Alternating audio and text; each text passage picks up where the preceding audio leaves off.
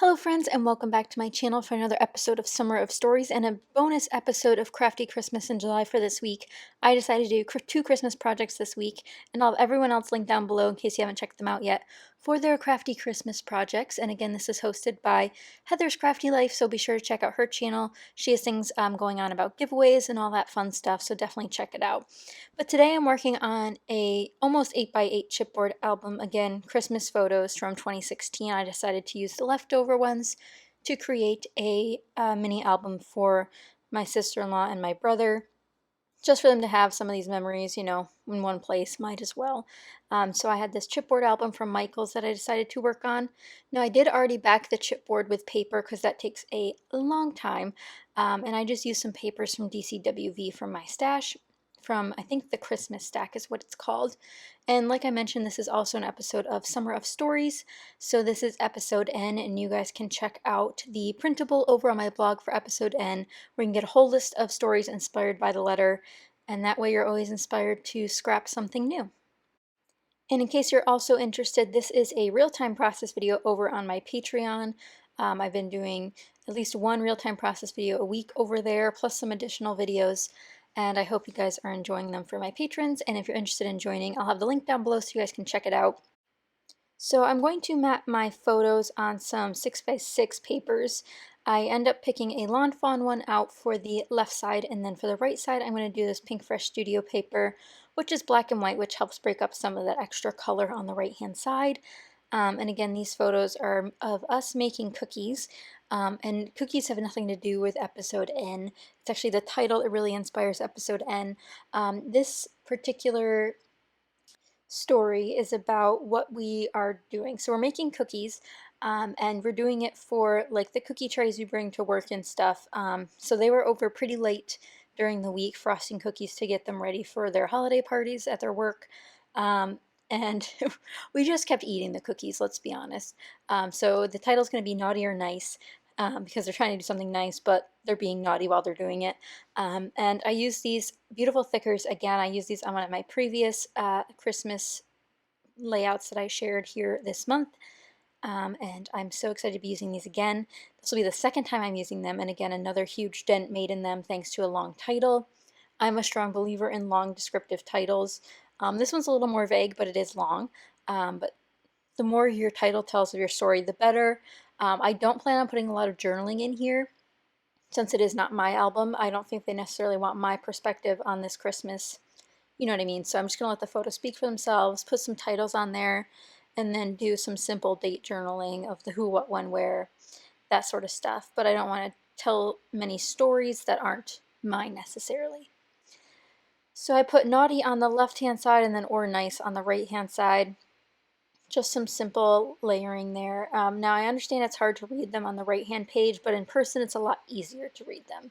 And I talk about a lot more of the design process over on my Patreon video because I had a lot more time to talk versus here where I don't have as much time. I originally thought I was going to use some of these die cuts from Fancy Pants, and they look really well with this side, but when you look at the right hand side, the colors are a lot brighter. And I'd forgot I already pulled out these LE Studio cut aparts to use on these pages because I wanted to start using those up because they get lost pretty easily.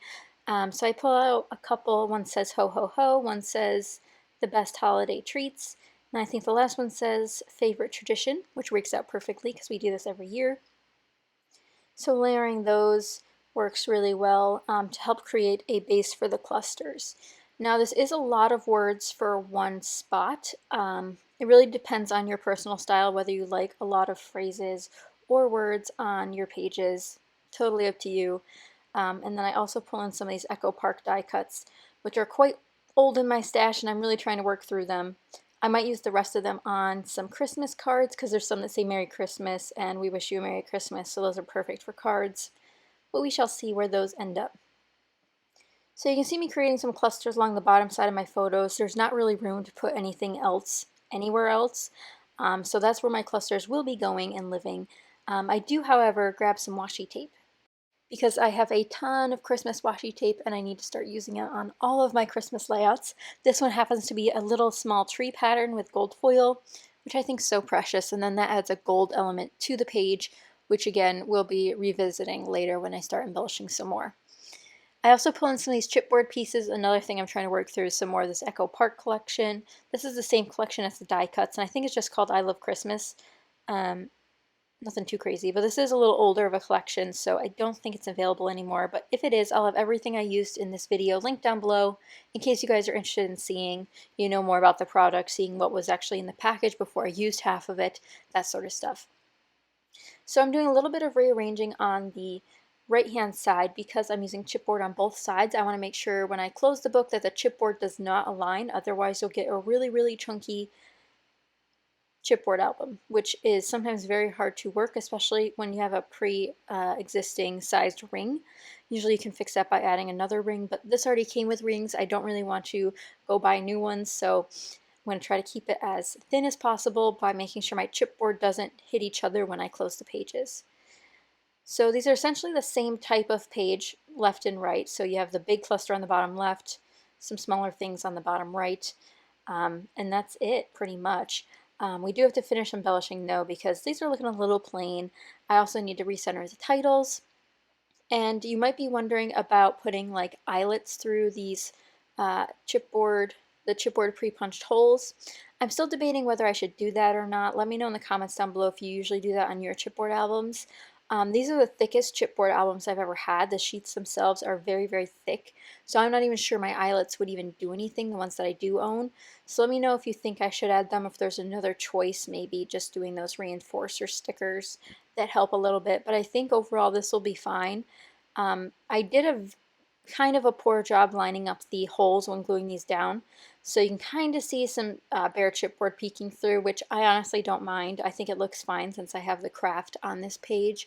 Kind of blends in with that. Looks like it belongs there. But chipboard albums are a labor of love, I will say, especially cutting out these sort of shapes. I think it takes so much energy to do this scallop, which is why I've put off doing this one for so long. But I pulled it out for this album and decided I'm going to do it. Here I'm using some clear stickers. These have gold foil on them as well, so again bringing in some more gold foil. These ones say Naughty List and Nice List, which I thought were fun, really playing off that title there. And then I use, I think, one or two more. I use at least one on the right hand page that I think says Keep Calm and Holiday On, or Keep Calm and Merry On, which is really cute. But these stickers aren't the best. Now these are from Recollections, and I originally bought them because they were on, I think, 70% off, and they were originally $2.99, which isn't a bad deal at all. But all of the sheets are the exact same stickers. That just makes me so angry because some of these are so hard to use. Like, they're like sort of snarky phrases, if that makes sense. They're not traditional phrases. I use the nice ones here, but there's some that I don't really like that much that I don't know how I'll be able to use. So I'll probably give the rest of those stickers away and just keep the one sheet I've already started because I'm really not into those. I don't know why I bought them, especially if they were all the same exact words on every sheet. So I glued down the rest of my title just using some quick dry adhesive. Not very straight either, but that's okay. I think it adds a playful charm to this page. I'm going to add some of these Target puffy stars that I've had, and then I also added some gold thicker pieces. They're the same ones I used on the front cover, which you haven't seen yet, but I'll show that in a flip through when I'm done with the album. But here are the close-ups. Let me know what you guys think. Really basic pages in my personal opinion, but I really enjoyed how they came out.